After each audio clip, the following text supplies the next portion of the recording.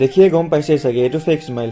নাজানো আজি মোৰ দুখো লগা নাই কিন্তু একো ফূৰ্তিও লগা নাই। কি হৈছে ময়ো গম নাপাওঁ। গতিকে ভাবিলো আজিৰ মিনি ভ্লগটো এটা হাঁহিৰে আৰম্ভণি কৰি দিয়া যাওক। এই দুখ আৰু হাঁহিৰ কাহিনীটো আৰম্ভ হ'ল আজি আমি অধিৱেশন চাবলৈ যোৱাৰ পৰা। অধিৱেশন মানে এইবাৰ আমি চাবলৈ আহিলো অসম সাহিত্য সভা অধিৱেশন। গৈছিলো মা দেউতা আৰু ভণ্টি অৰ্থাৎ ফেমিলিৰ লগতে। কিন্তু ইমান ভালো নালাগিল ইমান বেয়াও নালাগিল। এনেকুৱানো কি হ'ল? এই কি হ'লটোৰ ৰহস্য লুকাই আছে in the back of my legs অৰ্থাৎ মোৰ ভৰিৰ খোজটোৰ আঁৰত। কি বকিলো নিজেও নাজানো। আমাৰ হিৰো আকৌ পোষ্ট দি আছে। পোষ্ট দিয়া নাই পিছে কাৰোবাক চাইহে আছিলে।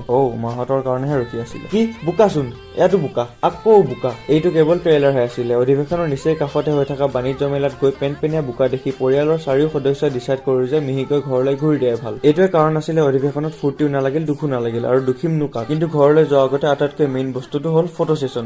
আজিকালি বাৰু চবৰে হাততে ফোন। সৰুতে এইবোৰ একোৱে নাছিলে। ফটো কাৰণে পোষ্ট দি আছিলে পিছে ভিডিঅ'হে কৰি আছিলো মই। গমেই পালে নেকি? বেলুন নালাগে দুইটাই বগৰীয়ে খাওঁ গতিকে তাকে ললো। আজিৰ ভিডিঅ' ইমান আছিল। Bye bye.